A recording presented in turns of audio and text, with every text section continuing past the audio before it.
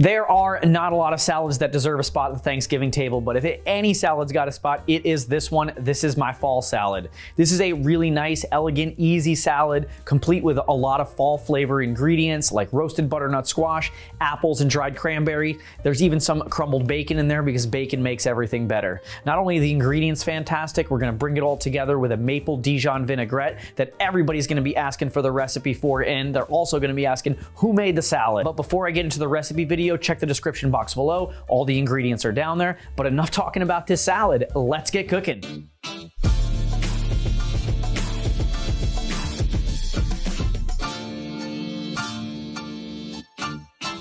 One of the key differences between a great salad and an okay salad is the quality of the ingredients and how those ingredients are prepped. Other than that, it's really that and just dressing. So these red onions, I'm going to slice really, really thin with the mandolin, and then I'm going to let them soak in some cold water while I prep the rest of the ingredients. That's going to help remove the sharp flavor of the onion and really make it nice to eat raw inside the salad. This is a fall salad. Apples are a really fall thing to throw in there, so we're going to peel these apples and we're going to cut them down. We're going to core them with our paring knife, removing the core and the little ends. This is one of the reasons to have multiple knives inside the kitchen. You can't do this with a chef knife very smoothly. The paring knife allows you to do precision small cuts like this, and I think personally is one of the essential knives that you need in addition to a chef's knife. Once we get the apples all cleaned up, we're going to cut them into slices and then down the other side into cubes, and we're going to put them inside of a container. To prevent any browning of these apples after we cut them, we're going to give a little squirt of some lemon juice and mix up this container and then throw those in the fridge. What's a delicious salad without some cheese? So here we're going to go with some smoked Gouda. A lot of different cheeses are available in a smoked variety. I chose the Gouda because it's Gouda. Get it? Once I get the rind off, I'm going to split these down and cut them into similar sizes to the apple. So slice this down and then spin them around and cut them longwise into similar sized chunks as the apples. When you're cutting things for a salad, you want to picture how you're going to eat it, and so all the things need to be small enough so they can fit on the fork. We're going to put two kinds of dried fruit in this salad. The first one is going to be some dates, and this is going to be the only one that's going to need some prep. I'll tell you what the other one is a little later in the video. So we're going to take these smaller dried dates and we're going to cut them down. And these are our smaller California-style date. The medjool dates are way too big for a salad. So only one ingredient needs to get cooked for this salad, and that's going to be this delicious butternut squash, which is the quintessential fall vegetable. If fall needed a vegetable mascot, I'm voting for the butternut squash. Let me know in the comments section what you think is the most fall-like vegetable. So now we're going to peel this butternut squash, and there's many ways to cut it. This is, I think, the best and easiest way is just split it down the middle, two sides down, just like I did in my butternut squash soup recipe. And we're going to cut off the top and the bottom, and then we're going to use a spoon to pull out the seed core. And it should come out pretty smoothly. And now we're going to break this butternut squash down to about the same size that we cut the apples and the smoked cheese. So I'm going to lie the butternut squash cut side down to give it nice stability. Don't cut it the other way. And I'm going to pull my knife through and cut about 1-inch pieces all the way down. And then we're going to work each piece down into smaller bite-sized pieces. Once we've gotten the entire squash broken down, we're going to throw the pieces into a bowl and we're going to season them. First, we're going to add some olive oil.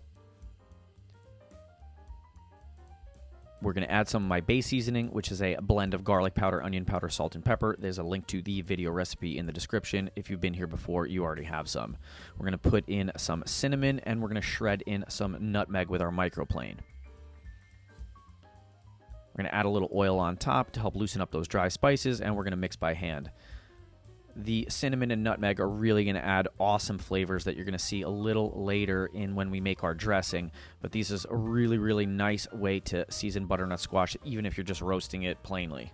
Once those are seasoned, we're going to throw them on a baking sheet lined with aluminum foil and parchment paper to save on cleanup, and we're going to spread them out and try to put as much space in possible so air can flow in between and they can get brown. And these are going to go in a 375-degree oven with the convection setting on for about 30 minutes. Those onions have been soaking enough, so we're going to pull them out of the water onto some paper towel. We're going to get rid of the water. We're going to dry out that container and the onions, and they're going to go right back in the container into the fridge. Now these are ready to go on top of the salad, and that sharp onion flavor has been removed. So now let's talk bacon. So I pulled this bacon out of the freezer a little bit ago, so it's semi-frozen to make it nice and easy to cut.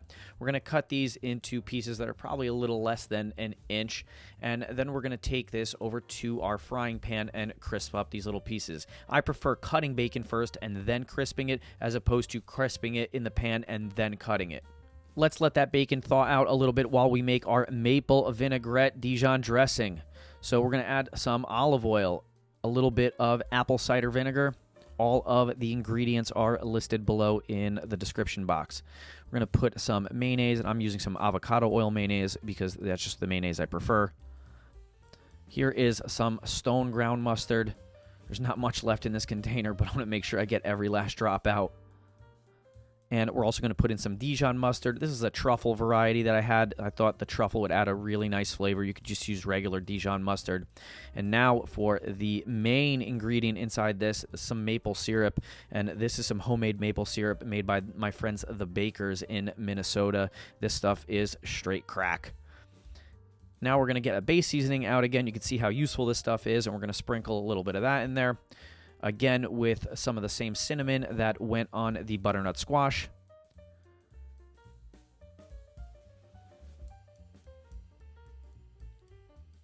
Here is some mild curry. This is going to add a really nice spicy sweetness and at the same time a really nice yellow color. And we're going to mix this with a whisk until all of the ingredients are nice and combined, especially the chunky ones like the mayos and the mustards. And you can see the mayo and the mustard act like a really nice binder and emulsifier that this comes out super duper smooth. So we're going to pour this inside of a container, and we're going to store this in the fridge to let all those flavors come together and develop. And now that bacon's been thawed out, we're just going to add this to a medium pan. I like to start my bacon cold and then get the temperature up, and then the bacon will start to defrost, let out fat, and you can see I didn't add any fat to this pan at all, but all that fat rendered right out of the bacon. Bacon is made to crisp in its own fat. I rarely add fat at all. So after these are nice and crispy and brown, we're going to use a slotted spoon to keep the bacon fat in the pan. I'll probably reserve the bacon fat and use that to make something in a future episode. Now that our butternut squash has been in the oven for about 30 minutes, we're going to pull that out and let these cool before we add them as a salad ingredient. And I just want to show you the bottom of that. Look at that nice brownness. That is color, baby. So now let's dress our salad. We're going to dress our salad in a separate bowl. We're using a spring mix here, and I'm just taking a couple spoonfuls of that vinaigrette that we made before, and I'm going to toss this salad by hand. Try not to over-dress salad. It doesn't need much. Just throw a little bit on there and mix it so all the leaves are well-coated with the dressing. So the dressing is already on the bottom of the salad. We're going to put a little extra on top. So now let's start building our salad ingredient by ingredient. First, we're going to add some of those beautiful apples that we cut, and you can see that these have been sitting in the fridge for a little bit, and they're not brown at all. With a little bit of that lemon juice, they'll stay nice and fresh for days. We're going to throw some of those shaved red onions that we had soaking in the water. We're also going to add some of that smoked Gouda cheese. We're going to crumble up some walnuts on there. On go the dried dates and some dried cranberries. Now the butternut squash is cooled. We're going to throw that on there as well, making sure that we're getting enough all the way across the whole top of the salad. A little bit of that crumbled bacon. And there's not many salads that I would eat in a cold weather month, let alone on a holiday, but for Thanksgiving or Christmas, this salad is absolutely amazing. This totally screams elegant, fall, and delicious. But enough talking about it. Let's eat it. Let's see how we did. Before we eat, let's throw just a tiny little bit of dressing on top, a little extra. Really highlight this amazing maple vinaigrette, but we're gonna make sure we don't overdress this salad. Just a little extra on top, let it pop. This is gonna be really hard to get a little bit of everything on one bite, but we'll do our best. Make sure we get a butternut squash. We got some cheese on there. I see a cranberry. Gotta make sure that apple is there. This is gonna be a big bite.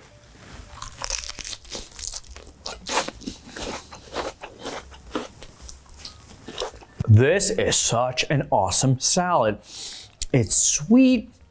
The cinnamon notes are coming through in a few different ways. It tastes super delicious. Oh, I just got a little bit of that bacon coming through now. And you got the sweetness of the dried fruit. There's so many different textures in here. It's a wonderful salad. This salad is out of this world. And it can definitely sit on the Thanksgiving table. While I'm finishing up this salad, which is absolutely amazing, and I hope it makes your Thanksgiving table, check out my sausage and rice stuffing. That's a great Thanksgiving side dish. And if you do like other side dishes, check out my whole roasted cauliflower. A really nice recipe to make your Thanksgiving table. Thanks, and happy Thanksgiving.